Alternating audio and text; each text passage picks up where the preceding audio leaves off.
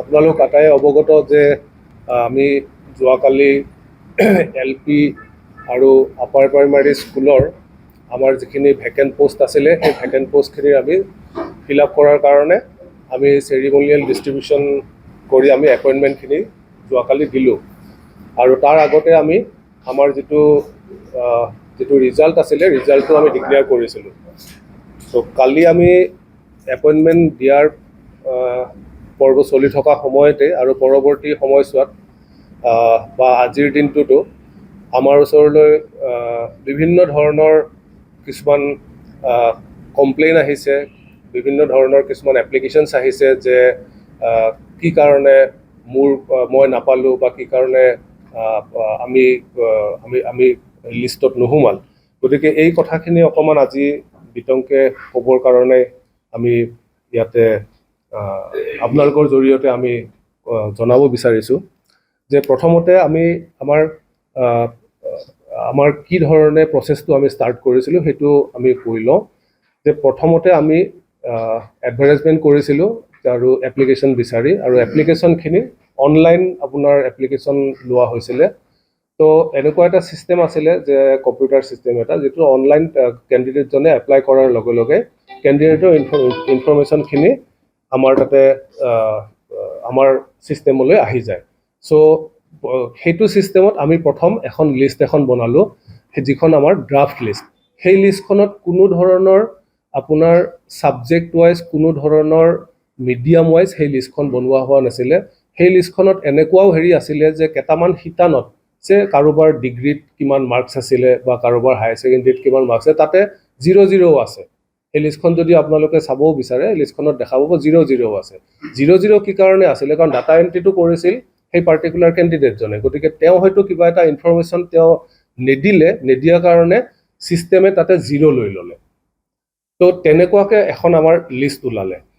এতিয়া এটা major complain আমি আজি দেখিলোঁ, যিমানখিনি আমি আপত্তি পালোঁ কেণ্ডিডেটসকলৰ পৰা, যে এটা মেজৰ আপত্তি আছিলে যে যিখন প্ৰথম ড্ৰাফ্ট যিখন লিষ্ট আছিলে, যে ড্ৰাফ্ট লিষ্টত মোৰ এগ্ৰিগেট মাৰ্কটো বেছি আছিলে, কিন্তু মই নাপালোঁ, কিন্তু মোতকৈ তলৰ কোনোবা এজনে পালে। চ' সেই বস্তুটো কাৰণ সেইখন আমি ৰেফাৰেঞ্চ হিচাপে ল'বই নালাগে। সেইখন এখন ড্ৰাফ্ট জাষ্ট হেয়াৰলাইজ লিষ্ট এখন হয়। তাৰপিছত আমি কেণ্ডিডেটসকলক আমি ফিজিকেলি ইয়াতে মাতিলোঁ, তেখেতসকলৰ ফিজিকেল এক্সামিনেশ্যনৰ কাৰণে অল ডকুমেণ্টছ।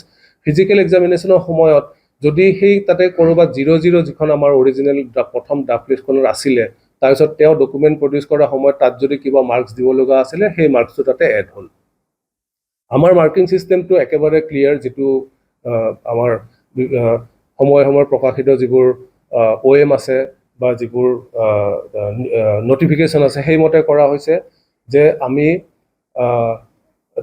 হায়াৰ ছেকেণ্ডেৰী পৰা আমি 5% লৈছোঁ, ডিগ্ৰীৰ পৰা আমি 5% লৈছোঁ, DLEDৰ পৰা আমি 5% লৈছোঁ, আৰু কাৰোবাৰ যদি এক্সট্ৰা কাৰিকুলাৰ এক্টিভিটি, তেওঁ NCCত C চাৰ্টিফিকেট বা B চাৰ্টিফিকেট বা A চাৰ্টিফিকেট আছে, তাৰ পৰাও 5%। তো এইফালৰ পৰা আহি গ'ল 20%, আৰু টেটৰ পৰা আহিলে 20%, এইটো 80%। চ' টোটেল 100 হৈ গ'ল। এইটো হ'ল আমাৰ আপাৰ প্ৰাইমাৰীৰ ক্ষেত্ৰত। ইন কেছ অফ লোৱাৰ প্ৰাইমাৰীৰ ক্ষেত্ৰত আমাৰ হায়াৰ ছেকেণ্ডেৰী বা ডিগ্ৰী যিটোতে তেখেতৰ মাৰ্কছ বেছি আছিলে, তাৰ পৰা আমি 5% আনিলোঁ। তাৰপিছত BEdৰ পৰা আমি 5% আনিলোঁ, আৰু যদি তেখেতৰ কিবা এক্সট্ৰা কাৰিকুলাৰ এক্টিভিটিজ আছিলে, তাৰ পৰা 5% আহিলে, তাতে 15% আহিল, আৰু 85% আহিলে টেটৰ পৰা। গতিকে 100 হৈ গ'ল। এতিয়া এইখিনি বস্তু আমি তেখেতসকলৰ মাৰ্কশ্বিট চাই, তেওঁলোকৰ যিখিনি ডকুমেণ্টছ আমাক দিছিলে সেইখিনি চাই, তাৰপিছত আমি subject wise, medium wise, vacancy wise আমি লিষ্টখন বনালোঁ। গতিকে অভিয়াছলি তেতিয়া আপোনাৰ যেতিয়া মিডিয়াম ৱাইজ কৰা হ'ল, তেতিয়া সেইখন এখন বেলেগ লিষ্ট হৈ গ'ল। এতিয়া সেই ছেকেণ্ড যিখন লিষ্ট হ'ল, সেইখনহে আপোনাৰ ছেকেণ্ড মেৰিট লিষ্টখন, যিখন ফাইনেল মেৰিট লিষ্ট। আৰু ফাইনেল মেৰিট লিষ্টখনৰ পৰাই আমি কেণ্ডিডেটসকলক আমি চিলেক্ট লিষ্টখন আমি প্ৰকাশ কৰিলোঁ। যেতিয়া আমি মেৰিট লিষ্টখন বনাইছিলোঁ, তাতে কেইটামান আপোনাৰ পইণ্ট আছিলে, যিকেইটা পইণ্ট আপোনাৰ গ্ৰাউণ্ড অফ ৰিজেকশ্যন আছিল।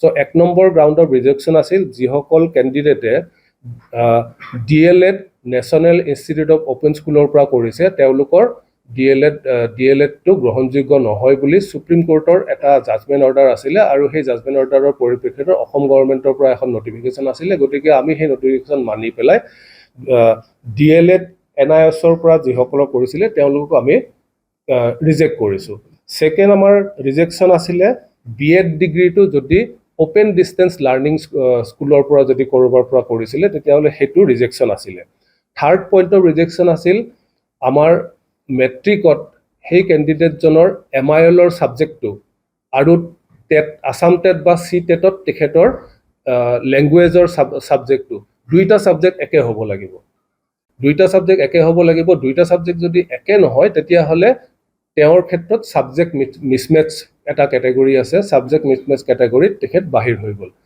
গতিকে মেইন এইকেইটাই আছিলে মানে এপ্লিকেশ্যন ৰিজেক্ট কৰাৰ গ্ৰাউণ্ড আৰু যিমানখিনি আমি কমপ্লেইনো আমি কালিৰ পৰা পাইছোঁ সেই গোটেইখিনিতে আমি দেখিছোঁ যে আইডাৰ কোনোবা কেণ্ডিডেটৰ তেখেতৰ HSLCৰ লেংগুৱেজ MIL আৰু টেটৰ তেখেতৰ লেংগুৱেজ পেপাৰৰ মাজত ডিফাৰেঞ্চ আছে লেংগুৱেজ দুটা মিল নাই আৰু পাইছোঁ আমাৰ NIOS DLEDৰ ক্ষেত্ৰতো আমি পাইছোঁ যে তেওঁলোকৰ NIOS আছিলে হেৰিৰ পৰা কিন্তু তাৰপিছত এই কমপ্লেইনখিনি অহাৰ পিছত আমি চালিজাৰি যেতিয়া চাওঁতে আমি দেখিলোঁ যে আমাৰ টেকনিকেল বা ক্লাৰিকেল মিষ্টেক বুলি আমি মানি লৈছোঁ যে আমাৰ দুজন NIOSৰ দুজন কেণ্ডিডেট আমাৰ লিষ্টত সোমাইছিলে আমি লগে লগে এইটো ৰেক্টিফাই কৰিছোঁ আৰু দুজন কেণ্ডিডেটৰ নাম ডাবল এণ্ট্ৰি হৈছিলে সেই দুটাও আমি ৰেক্টিফাই কৰিছোঁ গতিকে এই ৰেক্টিফিকেশ্যনৰ পিছত আমাৰ যিটো এভেইলেবল ভেকেঞ্চি এতিয়া ওলাইছে এই ভেকেঞ্চিটো আমি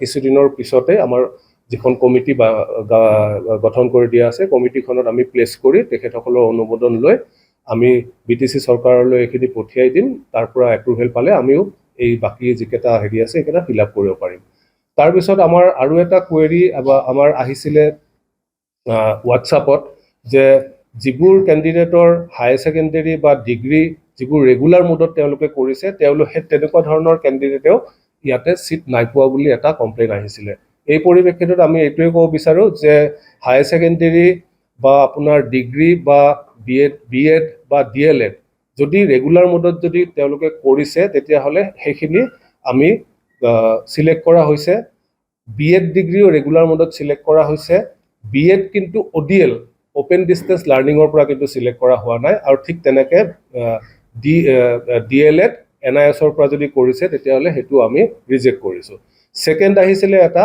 লেছ এগ্ৰিগেট মাৰ্কৰ কেণ্ডিডেটে চিলেকশ্যন পাইছে এগেইন এইটো ক্ষেত্ৰত মই এইটোৱে ক'ব বিচাৰিছোঁ যে এই যিটো লেছ এগ্ৰিগেটৰ মাৰ্কৰ কথাটো আছিলে সেইটো তেখেতসকলৰ তেওঁলোকে ৰেফাৰ কৰিছে সেই পাৰ্টিকুলাৰ প্ৰথম যিখন আমি ড্ৰাফ্ট যিখন লিষ্ট বনাইছিলোঁ যিখনত কোনো ছাবজেক্ট ৱাইজ বা কোনো মিডিয়াম ৱাইজ কৰা হোৱা নাছিলে গতিকে সেইখনৰ বেচিছতে এই কমপ্লেইনটো আহিছিলে যে কম এগ্ৰিগেটৰ হেৰিও কোনোবাই পাইছে সেইটোৰ ক্ষেত্ৰতো এইটোৱে ক'ব বিচাৰিছোঁ আমি যেতিয়া ছাবজেক্ট ৱাইজ আমি ফিজিকেল আমি ভেকেঞ্চি ৱাইজ আমি মিডিয়াম ৱাইজ যেতিয়া আমি ছেগ্ৰিগেট কৰি পেলালোঁ তেতিয়া আমি তাৰপিছত যিটো মেৰিট লিষ্ট বনোৱা হ'ল সেই মেৰিট লিষ্টৰ ভিতৰৰ যিখিনি চিলেক্টেড কেণ্ডিডেট হ'ল তেতিয়া হয়তো তাৰে কোনোবা এজনৰ মাৰ্ক হয়তো তাতে এগ্ৰিগেটত কম থাকিবও পাৰে কাৰণ কিয় সেইখিনি সময়ৰ এগ্ৰিগেটৰ ভিতৰত আপোনাৰ এনেকুৱা ধৰণৰ থাকিব পাৰে যে কাৰোবাৰ স্পেচিয়েল এক্সট্ৰা কাৰিকুলাৰ এক্টিভিটিজ আছিল কিন্তু সেইটো হয়তো সেইখিনি সময়ত শ্ব' হোৱা নাছিলে গতিকে সেইখিনিৰ ক্ষেত্ৰত আমি কমপ্লিট মেৰিট লিষ্টখন বনাইছোঁ ফিজিকেল ডকুমেণ্ট ভেৰিফিকেশ্যন কৰাৰ পিছতহে তাৰপিছত আৰু দুটা হেৰি আছিলে যে কমপ্লেইন আছিলে যে চিলেক্টেড দুটা বা তিনিটাকৈ ৰিপিট হৈছে কেণ্ডিডেটৰ আমি এইটো মানি লৈছোঁ সেইটো ৰেক্টিফাই কৰিলোঁ ঠিক তেনেকৈ NIOSৰো কেণ্ডিডেট সোমোৱা বুলি কৈছিলে সেইটোও আমি মানি লৈছোঁ সেইটো আমি লগে লগে ৰেক্টিফাই কৰিছোঁ তাৰপিছত আমাৰ যিখিনি কাট অফ মাৰ্ক আছিলে মিডিয়াম ৱাইজ কাট অফ মাৰ্কখিনিৰ ওপৰতো আজি আমি কিছুমান যিবোৰ কমপ্লেইন চালোঁ তো আজি যিখিনি আমি লিখিত কমপ্লেইন পাইছিলোঁ লিখিত কমপ্লেইনখিনিৰ ভিতৰতো দেখিলোঁ যে বেছিভাগ কেণ্ডিডেটেই যোনে কৈ আছে যে মই পোৱা নাই মই পাব লাগিছিলে আমি আজি পুনৰ পৰীক্ষা কৰি চাই দেখিলোঁ যে যিটো আমাৰ কাট অফ মাৰ্ক আছিলে সেই কাট অফ মাৰ্কতকৈ তেখেতৰ টোটেল মাৰ্কছটো কম আছে গতিকে সেইটো কাৰণেতো তেখেতে পোৱা নাই কাট অফ মাৰ্কছখিনি আমাৰ তাতে মিডিয়াম ৱাইজ গোটেইখিনি আমি উলিয়াই থৈছোঁ আপোনালোকক জ্ঞাতাৰ্থে আমি আপোনালোকক জনায়ো দিব পাৰিম। তো আমাৰ আপাৰ প্ৰাইমাৰী আৰ্টছত আছামিজ মিডিয়ামত আমাৰ কাট অফ মাৰ্ক হৈছে 68.79%। ঠিক তেনেকৈ আপাৰ প্ৰাইমাৰী বৰ্ডত আমাৰ কাট অফ মাৰ্ক আহিছে 67.36%। আপাৰ প্ৰাইমাৰী আৰ্টছৰ হিন্দীত আমাৰ কাট অফ মাৰ্ক আহিছে 60.89%। তাৰপিছত আপাৰ প্ৰাইমাৰী আৰ্টছৰ বেংগলীত আমাৰ কাট অফ আহিছে 66.01%। আপাৰ প্ৰাইমাৰী ছায়েন্স আছামিজত কাট অফ আহিছে 69.46%। আপাৰ প্ৰাইমাৰী ছায়েন্সত বড়োত আহিছে 67.40%। আপাৰ প্ৰাইমাৰী ছায়েন্সৰ বেংগলীত কাট অফ আহিছে 66.50%। আপাৰ প্ৰাইমাৰী ছায়েন্সৰ হিন্দীত কাট অফ আহিছে 69.15%। তাৰপিছত আপাৰ প্ৰাইমাৰী হিন্দী, তাতে হিন্দী বড়োত কাট অফ আহিছে 50.62%। আপাৰ প্ৰাইমাৰী হিন্দী আছামিজ, এইটো আমাৰ BTR-ৰ ক্ষেত্ৰত, BTR কেণ্ডিডেটৰ ক্ষেত্ৰত কাট অফ আহিছে 48.27%। আৰু নন BTR-ত 6জন কেণ্ডিডেট আছিলে, তেওঁলোকৰ ক্ষেত্ৰত কাট অফ আহিছে 60.52%। এতিয়া লোৱাৰ প্ৰাইমাৰীৰ ক্ষেত্ৰত হিন্দীৰ কাট অফ আছে 65.76%, বেংগলীত কাট অফ আছে 60.54%, আছামিজত কাট অফ আছে 64.83% আৰু বড়োত কাট অফ আছে 60.57%।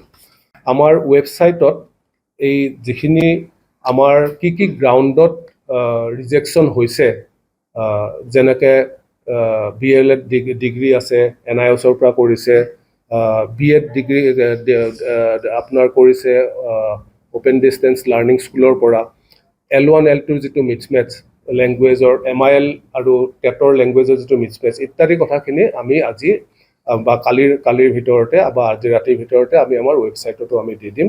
আৰু যিখন আমাৰ ফাইনেল যিখন মেৰিট লিষ্ট আছিলে, সেই মেৰিট লিষ্টখনো আমি ৱেবছাইটত দিয়াৰ কাৰণে আমি যা যোগাৰ কৰিছোঁ। চ' শেষত মই এটা অনুৰোধ জনাব বিচাৰোঁ যে যদি আৰু এই সংক্ৰান্তত যদি আপোনালোকৰ আৰু কাৰোবাৰ যদি কিবা ওজৰ আপত্তি আছে, আমাৰ ডাইৰেক্টৰ অফ এডুকেশ্যন BTCৰ কাৰ্যালয়ত আহি তেখেতসকলে তেওঁৰ ওজৰ আপত্তি বা তেখেতৰ কমপ্লেইনটো দাঙি ধৰিলে আমি নিশ্চয় সেইটো পৰীক্ষা কৰি চাই তাৰ সদুত্তৰ এটা দিব পাৰিম। ধন্যবাদ। মেনশ্যন কৰা নাই। নাই, এডভাৰটাইজমেণ্টটো আমাৰ লগতে আছে, আমি আপুনি চাব পাৰে। আমি এডভাৰটাইজমেণ্ট কৰোঁতে আমি কোনো পোষ্টৰ সংখ্যা মেনশ্যন কৰা নাছিলোঁ। আমাৰ কেণ্ডিডেটসকলক এই DLEDৰ যিটো NIOSৰ যিটো DLEDৰ কথা, সেইটোতো আপোনাৰ এইটো মানে সুপ্ৰিম কোৰ্টৰ ভাৰ্ডিক্ট, সেইটো চবেই জানে।